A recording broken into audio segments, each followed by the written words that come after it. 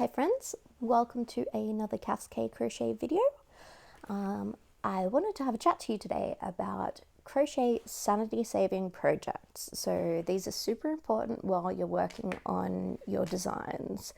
You won't need it for every design, obviously, because some designs just absolutely flow off your fingers and like your fingers know what you're doing before your brain knows what you're doing. So they're 100%, don't need the Sanity Saver project whatsoever.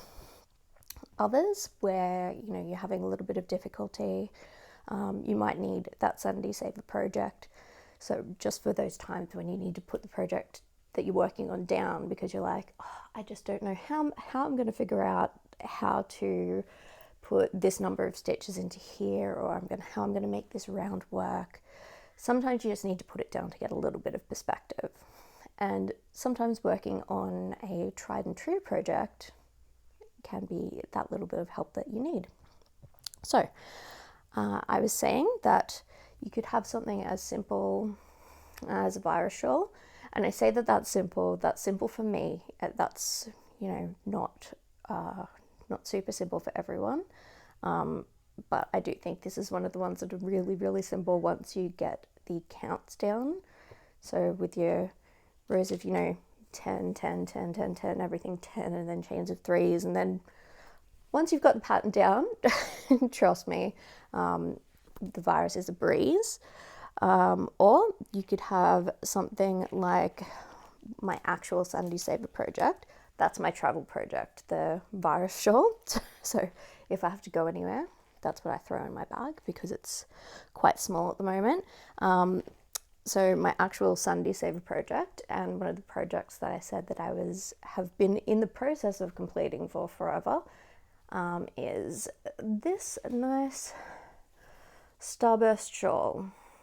Okay, so you'll see that there's a couple of differences here, and I will address that in just a second.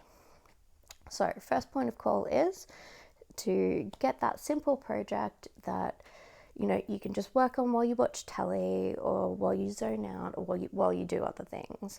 That might be, a granny shawl, a granny blanket, just a stack of granny squares, even if you want to. And then you can, by the time you finish designing your project, you could have enough granny squares to put together a really interesting blanket. So who knows? The second point is to make sure that your Sanity Saver project has yarn that you really enjoy. So for my travel one, I've got this beautiful twister from Hobby. I really love it. It's kind of really purple in the middle, and then it goes out to pales and then blues and then darks, and not typically the kind of color palette that I would choose. I'm more of sort of greens, purples, and reds kind of a person. Or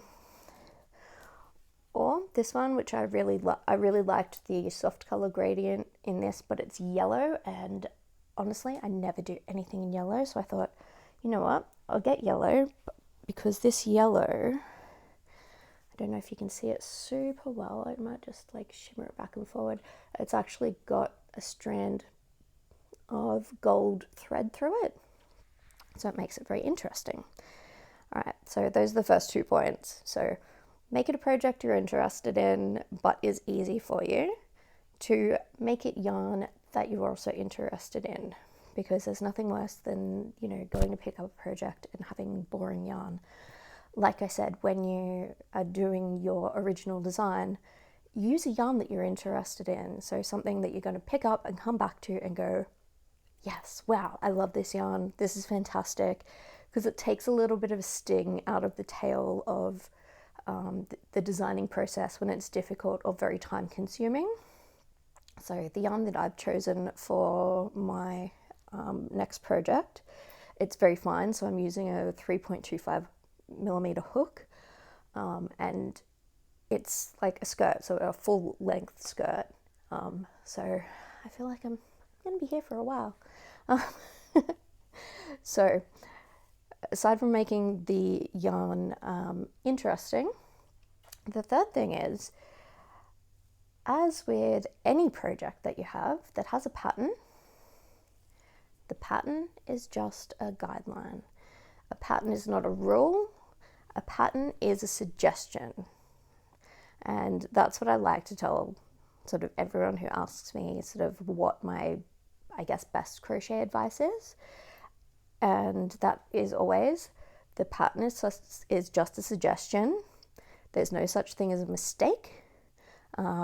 Anything that deviates from the pattern, whether it be a missed stitch, an extra stitch, embellishment, it's a fingerprint. Everyone has a completely unique fingerprint. So this is a thing that makes the project completely and uniquely yours. So no mistakes, only fingerprints. The pattern is just a suggestion.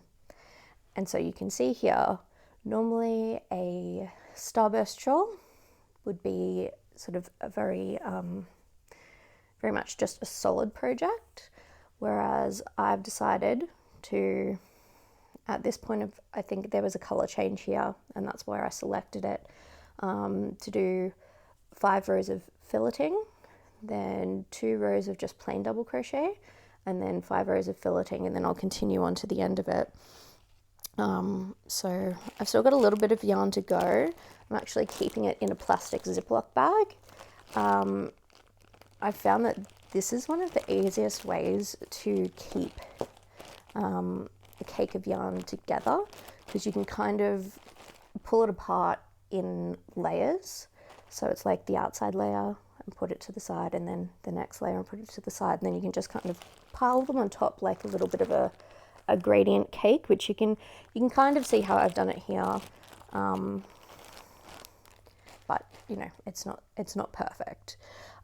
So that's an easy way to keep your project going, like your yarn together if your project is on the go. I imagine I'll be doing the same thing with this once I eventually get to the stage of the yarn cake kind of collapsing in upon itself. Just because, you know, a yarn bowl or even a Tupperware container, so just a regular Tupperware container that has the steam lock little clip at the top, you can pop the clip out and thread your yarn through that little steam hole, and that'll actually keep your yarn together as well, and is way cheaper than a yarn bowl. And then you can use it again for, you know, your cooking and whatnot at the end of the day. So you can pick up one of those for, you know, $10 at Spotlight, or just check your local discount stores. Yeah, just to keep that in mind. So this is how I keep my project together at the moment, just because I normally have my on-the-go projects in a little footstool in the lounge room, just sort of underneath me, so I can keep going. So this is kind of where this lives. This one lives in my professional handbag. Not that I'm using that too much anymore, because due to my neurological disorder, you know, I've made crochet my full-time job, as well as helping my mum out with her small business. So that's very exciting. It's a little bit scary, but I've found it very fulfilling. It's very good on the stress levels, because I've mentioned before that the stress levels kind of set the FND symptoms off like quite badly, so that can result in like paralysis of my body, not being able to speak, you know, just a whole slew of really dramatic and unfun things. So yeah, so this is what we're trying at the moment. So fingers crossed that it works out well. People seem to be liking the pattern so far, so I'm really happy about that. Anyway, so those are my top 3 tips for our Sanity Saver projects. Number 1, find a pattern that is very simple to you, that you can basically use to just kind of turn your brain off and work out at your pace. Number 2, use a yarn that's really fun for you. So if you love glitter like me, I really underestimated how much I love glitter yarn. Glitter yarn is great, different colors are great. If you have a yarn that you love that doesn't have glitter in it, Hobby sells these massive, massive cones of glitter in every color of the rainbow, so you can always double strand. It might take a little bit to get the handle on the double stranding because the glitter thread is really fine, but that's okay. You know, it's your project. You can take as long as you want. And number 3, there are no mistakes, only fingerprints, and the pattern is just a suggestion. So I look forward to actually seeing what you guys pick for your Sanity Saver projects. Do you have any Sanity Saver projects on the way? Do you have any that are your go-to? I know a lot of people who've crocheted for a long time will sort of have their, okay, then I need a break from my commission. I'm just going to make one of XYZ. So normally when I have a commission on the cards, it's a virus shawl or a granny shawl. So, you know, do you have any go-tos? What's your favorite yarn? Tell me all about it. Oh, last but not least, orange lipstick today because it is so hot in Brisbane. We are well and truly into summer. So this color is Saucy by Fenty. I think I'll wear a new fun lipstick every time I do one of these videos, just to keep it entertaining for me, because I have a lot of lipstick, like a lot, like an unreasonable amount of lipstick, and this at least gives me an opportunity to show it all off. So anyway, hope you guys have a wonderful rest of your day, and who knows, you may see me again later. I may get inspired. I may have more things to tell you. We'll see. Stay tuned. See you next time.